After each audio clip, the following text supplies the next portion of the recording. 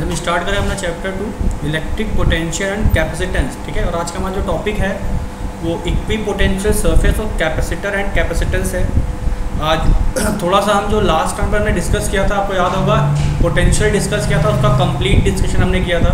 उसमें एक टॉपिक मैंने छोड़ दिया था इक्विपोटेंशियल सरफेस, क्योंकि वीडियो थोड़ा लेंदी हो रहा था, तो ये इक्विपोटेंशियल सरफेस रह गया था। तो थोड़ा सा इसके बारे में आज बात करेंगे और उसके बाद टाइम बचने पे हम कैपेसिटर और कैपेसिटेंस को डिस्कस करेंगे। ठीक है, कैपेसिटर और कैपेसिटेंस जो है वो भी इम्पॉर्टेंट है एग्ज़ाम के पॉइंट ऑफ व्यू से। कई बार एग्जाम में पूछा गया है कैपेसिटर में कितनी एनर्जी स्टोर होती है, पैरेलल प्लेट कैपेसिटर क्या है, ऐसे कई टाइप से क्वेश्चन एग्जाम में पूछे जाते हैं। और दूसरा ये इंपॉर्टेंट इक्विपोटेंशियल सरफेस भी है, इससे रिलेटेड क्वेश्चन भी एग्जाम में कई बार आए हैं। ठीक है, तो स्टार्ट करते हैं इक्विपोटेंशियल सरफेस पे। अब यहाँ पे थोड़ा नाम से ही देखिएगा इक्विपोटेंशियल, तो अगर इसको आप अलग अलग करें तो आप यहाँ पे नोटिस करेंगे कि इक्विपोटेंशियल का मतलब क्या हो गया, इक्वल पोटेंशियल। अब एक ऐसा सरफेस जिस पे पोटेंशियल हर जगह सेम हो, एक ऐसा सरफेस जिसके हर एक पॉइंट पे पोटेंशियल कैसा हो, सेम हो या इक्वल हो, उसे हम क्या बोल देंगे, इक्विपोटेंशियल सरफेस बोल देंगे।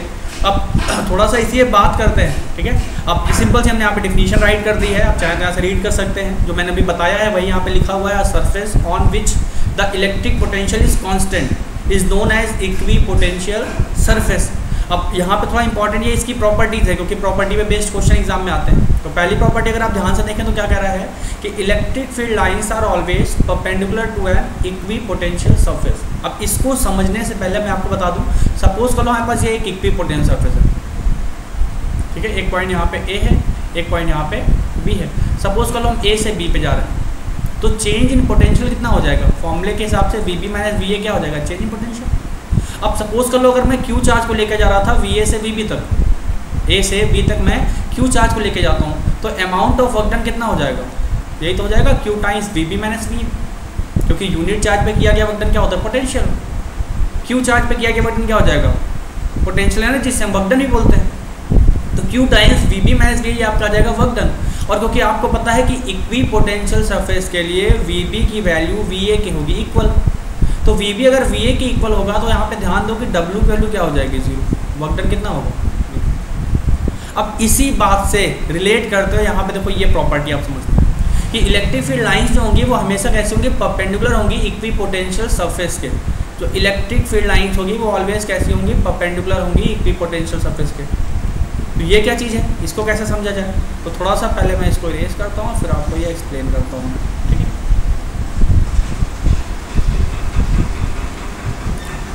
अब यहाँ पे तो ध्यान दो, इसमें क्या कह रहा है कि अगर आपके पास कोई इक्विपोटेंशियल सरफेस है तो इलेक्ट्रिक फील्ड कैसी होगी, उसके परपेंडिकुलर। हम मान लेते हैं कि परपेंडिकुलर नहीं है, हमने क्या मान लिया, परपेंडिकुलर नहीं है।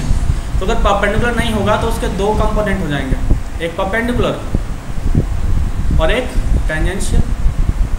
अब खुद ध्यान से थोड़ा सा थिंक करके बताइएगा, अगर इलेक्ट्रिक फील्ड का एक टेंजेंशियल कंपोनेंट एग्जिस्ट करता है, इसका मतलब क्या है कि अगर मैं इस यहाँ से मूव करके यहाँ पे आता हूँ, ए पॉइंट से मूव करके बी पे आता हूँ, तो इस डायरेक्शन में हमको एक फोर्स भी मिलेगा क्योंकि इलेक्ट्रिक फील्ड है। तो अगर फोर्स मिलेगा और ए बी डिस्प्लेसमेंट, तो फोर्स कैसा हो जाएगा, नॉन जीरो।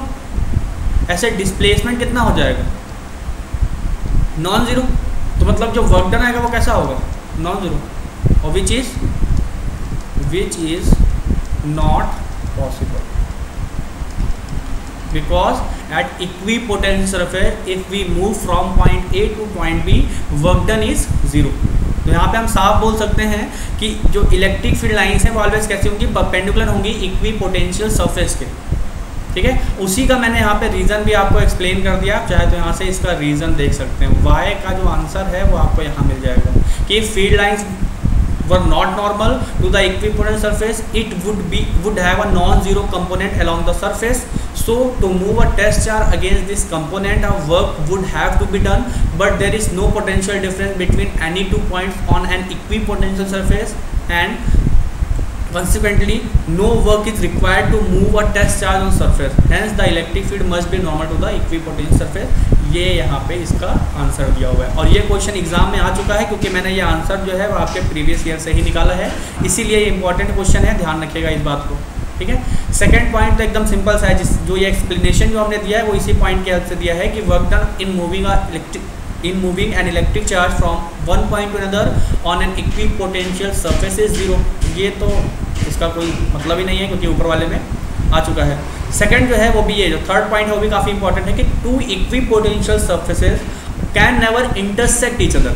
दो स्टेप सिंपल बात है, एक सर्फेस ये है, एक ये है। तो अगर यहाँ पे आपका VA है हर जगह पे, तो यहाँ पे ध्यान दीजिएगा, यहाँ पे अगर पोटेंशियल हर जगह पे VA है, इसमें हर जगह पोटेंशियल VB है, तो इस वाले पॉइंट पे थोड़ा ध्यान देना, जो इंटरसेक्टिंग पॉइंट है यहाँ पे पोटेंशियल VA भी होगा VB भी होगा, जो कि कैसा है, नॉट पॉसिबल। तो यहाँ पे अगर आपसे कहता है why two equipotential surfaces can never be intersect, तो रीज़न आपका सिंपल रहेगा कि at intersecting point there will be two values of potential which is impossible. सीधा सब आंसर कर देंगे। अब नेक्स्ट थोड़ा सा आगे डिस्कशन करते हैं और आगे बढ़ते हैं, बात करते हैं कि इक्विपोटेंशियल सरफेस हम ड्रॉ कैसे करेंगे, तो उस पर आते हैं। तो सबसे पहले मैंने लिया है एक पॉइंट चार्ज मैंने यहाँ पे लिया हुआ है, और इस पॉइंट चार्ज का मैंने इक्विपोटेंशियल सरफेस ड्रॉ किया है।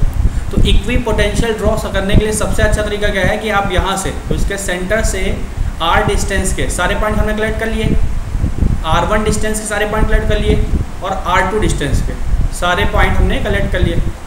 और इन पॉइंट्स को क्या एक ऐसा सरफेस बनाया जो इन पॉइंट को कंटेन करता है, और वही सरफेस क्या हो जाएगा, इक्विपोटेंशियल सरफेस। तो जो ये वाला सरफेस है, ये सरफेस है, ये दोनों क्या हैं, इक्विपोटेंशियल सरफेस। ठीक है, ये ध्यान रखना है। अब जरूरी नहीं कि आपके पास पॉइंट चार्ज का ही पूछे, ठीक है। अगर आपके पास डाइपोल दे देता है, ये आपका क्या है, डाइपोल, तो डाइपोल का आप इलेक्ट्रिक फील्ड लाइन करना जानते हैं। अब इलेक्ट्रिक फील्ड लाइन बनाने के बाद आप सिंपल क्या करेंगे, इसके परपेंडिकुलर सरफेसेस बना देंगे, ठीक है। तो ये क्या बन जाएगा, इक्विपोटेंशियल सरफेस। तो ये ध्यान रखना है आपको कि डाइपोल का इक्विपोटेंशियल सरफेस कैसे बनेगा, आपको ये बातें सारी ध्यान रखनी है। ऐसे ही डाइपोल की जगह पे आपका सिंपल क्या हो सकता है, दो इक्वल चार्जेस दे सकता है कि दो इक्वल चार्जेस हैं, इनका इक्विपोटेंशियल सरफेस ड्रॉ करो। तो ये भी ध्यान रखिएगा, ये डायग्राम ऐसा है। आप चाहें तो इसको वीडियो पॉज करके डायग्राम ड्रॉ कर लीजिए, या इसका स्क्रीनशॉट ले लीजिए, ज़्यादा सही रहेगा। आप ध्यान रखिएगा कि ऐसे ड्रॉ करना है, ठीक है।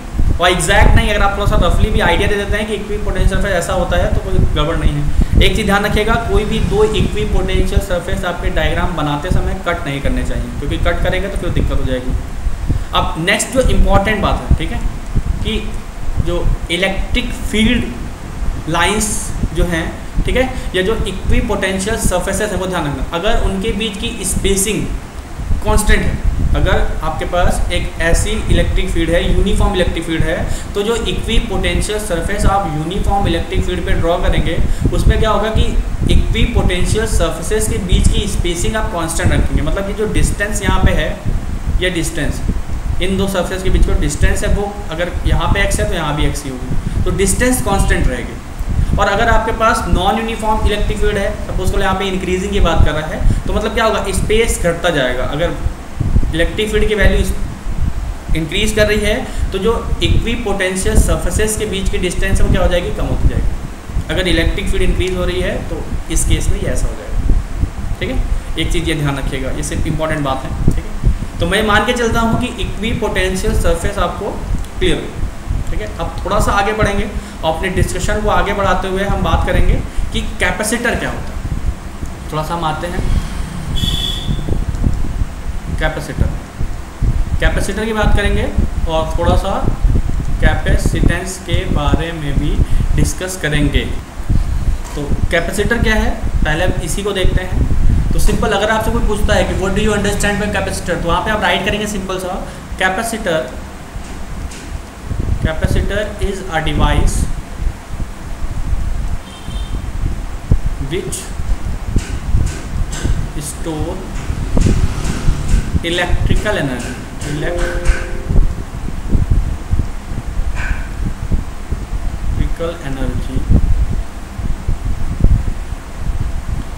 in form of compressed charge,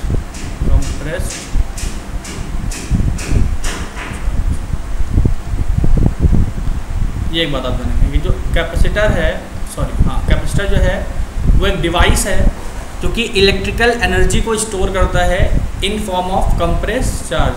and इसमें इंपॉर्टेंट बात क्या है, when it is received back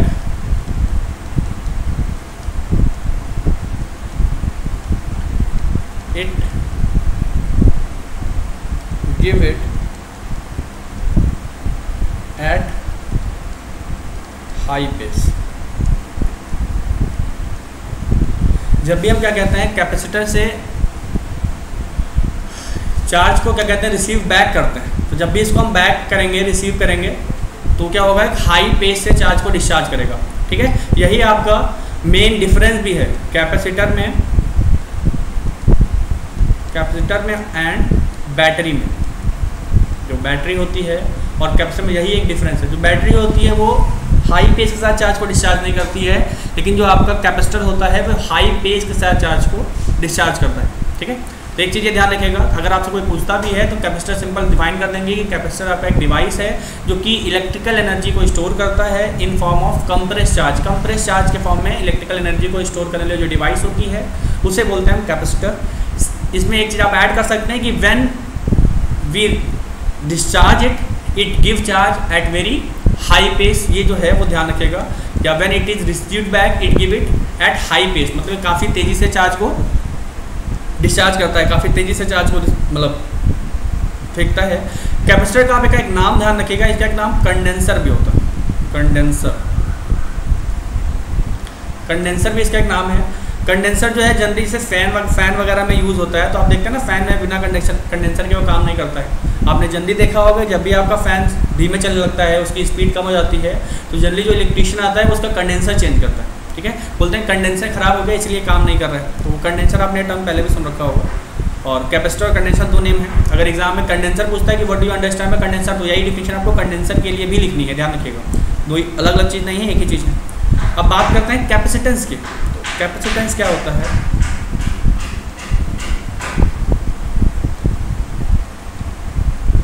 capacitance, तो कैपेसिटेंस क्या है? कैपेसिटेंस क्या है? सिंपल सी एबिलिटी ऑफ स्टोरिंग चार्ज है। ठीक है, capacitance is ability of storing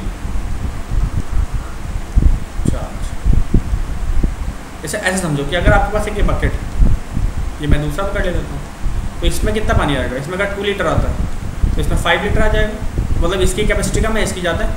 ऐसे अगर दो डिवाइस हैं, एक कम अमाउंट ऑफ चार्ज को स्टोर कर रही है, एक ज़्यादा अमाउंट का चार्ज को स्टोर कर रही है, तो जो कम स्टोर करे उसका क्या है? कैपेसिटी कम है, कैपेसिटेंस कम है। तो ज़्यादा स्टोर कर उसकी कैपेसिटी क्या है? ज़्यादा है, कैपेसिटेंस ज़्यादा है। तो ऐसे समझिए इस बात। तो थोड़ा सा बात करते हैं कैपेसिटेंस की। तो सिंपल सी बात, कैपेसिटर मतलब क्या है? Ability of storing charge. तो अब जब भी हम किसी बॉडी को चार्ज देंगे, अगर हम किसी कंडक्टर पे चार्ज स्टोर करा रहे हैं, तो अगर चार्ज वैल्यू क्यू है, क्यू चार्ज हमने इसको दिया है, तो उसका पोटेंशियल क्या हो जाएगा? इंक्रीज कर जाएगा। तो यहाँ पे क्यू क्या है? वो डायरेक्टली प्रोपोर्शनल होगा उसके पोटेंशियल के। क्यू जो है वो डायरेक्टली प्रोपोर्शनल होगा पोटेंशियल के। जितना ज़्यादा चार्ज होगा उतना ज़्यादा पोटेंशियल होगा। तो अगर मैं यहाँ से प्रोपोर्शनलिटी का सिंबल हटाता हूँ तो कांस्टेंट इंट्रोड्यूस करूँगा। तो अगर इस कांस्टेंट को मैं इंट्रोड्यूस कर रहा हूँ, तो जो सी कांस्टेंट हमने इंट्रोड्यूस किया, इसे ही बोलते हैं हम कैपेसिटेंस। कैपेसिटेंस, ठीक है। अब अगर मैं चाहूँ तो यहाँ से थोड़ा सा एक और डिफिनेशन बना सकता हूँ कि जो C होगा वो सिंपल सा क्या हो जाएगा? Q by V।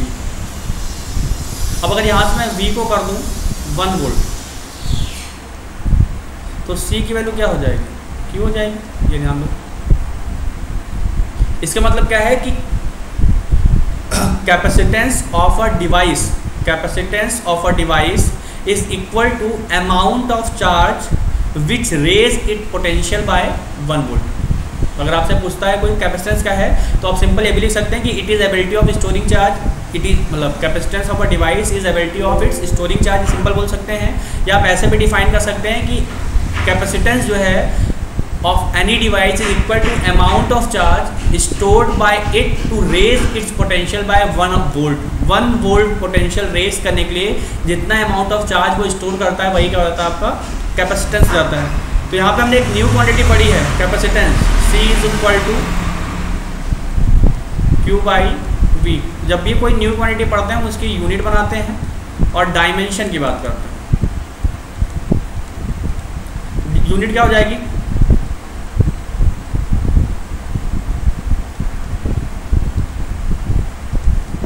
यहाँ से क्या आ जाएगा? Coulomb per volt. और कूलम पर वोल्ट को हम फैरेड भी बोलते हैं, ध्यान रखिएगा। कूलम पर वोल्ट को हम फैराडे बोलते हैं। डायमेंशन की बात करें तो चार्ज का क्या होता है, AT होता है। वोल्ट का होता है work done per unit charge, तो वर्क डन होता है mL/T-2 और यूनिट चार्ज क्या है तो क्या आ जाएगा AT। तो इसी को ऊपर भेजेंगे तो क्या हो जाएगा A²T², नीचे आ जाएगा mL/T-2, तो आ जाएगा m-1 A2 L-2 और T4। तो ये आपका कैपेसिटेंस का डायमेंशन होता है, ठीक है। तो ये भी देखिए आप एक बार, मेरे ख्याल से ये भी आपको क्लियर होगा। तो डायमेंशन और यूनिट में मान के चल रहा हूँ आपको क्लियर है। अब कभी कभी एग्जाम में क्वेश्चन आता है कि व्हाट डू यू, मतलब व्हाट इज 1 फैराड, या सिंपल डिफाइन 1 फैराड। तो ये डिफिनीशंस अगर एग्जाम में पूछी जाती हैं तो आप वहाँ पे क्या राइट करेंगे। तो यहाँ सिंपल क्या है, जैसे यहाँ पे C इज इक्वल टू क्या था, Q/V था। तो अगर मैं यहाँ पे इसको चार्ज को 1 कूलम कर दूँ और वोल्टेज को 1 कर दूँ तो उसका कैपेसिटेंस कितना हो जाएगा, 1 फैराड हो जाएगा ना। तो सिंपल यहाँ पे कैसे लिखेंगे इसकी डिफिनीशन, तो डिफिनीशन आप सिंपल राइट करेंगे। डिफिनीशन आप बनाना सीखिए, याद करके एग्जाम में नहीं लिख सकते हैं, ध्यान रखिएगा। कितने डिफिनीशन याद करेंगे। अगर आप साइंस के स्टूडेंट हैं, बायो लिया हुआ है, तो बायो में रटने के लिए बहुत सारी चीज़ें हैं, ठीक है। मैथ्स में भी कई सारे फॉर्मूले रटने के लिए, तो यहाँ पे थोड़ा सा आप डिफिनीशन वगैरह बनाना सीख लीजिए, ठीक है। तो बनाएंगे कैसे, अब सिंपल क्या है कि एक ऐसा डिवाइस जिस पे अगर हम 1 कूलम का चार्ज देते हैं और उसका पोटेंशियल कितना हो जाता है, 1 वोल्ट हो जाता है। तो capacitance of a device is said to be 1 farad if 1 coulomb of charge raise its potential by 1 volt। Simple सा। अगर आपके पास एक ऐसा डिवाइस है इस पर अगर हमने 1 कूलम का चार्ज दिया है और उस 1 कूलम के चार्ज की वजह से उसका पोटेंशियल 1 वोल्ट से रेज हो गया है, तो ऐसे डिवाइस का जो कैपेसिटेंस होगा वो कितना हो जाएगा, 1 फैराड हो जाएगा। तो मैं मान के चलता हूँ कि यहाँ तक की चीज़ें आपको क्लियर हैं, ठीक है। कल थोड़ा सा, कल या जो नेक्स्ट लेक्चर होगा हमारा, उसमें हम थोड़ा सा आगे डिस्कशन करेंगे। कैपेसिटर में स्टोर एनर्जी की बात करेंगे, कैपेसिटर का सीरीज पैरेलल की बात करेंगे, ठीक है। कैपेसिटर के बारे में थोड़ा सा और अपना नॉलेज बढ़ाएंगे, कैपेसिटर कैसे बनाते हैं हम, ठीक है। पैरेलल प्लेट कैपेसिटर का डिस्कशन करेंगे, dielectric, polar non polar dielectric की बात करेंगे। तो ये सब चीज़ें हमको डिस्कस करनी है। तो आज मैं इसको यहीं पे क्लोज करता हूँ।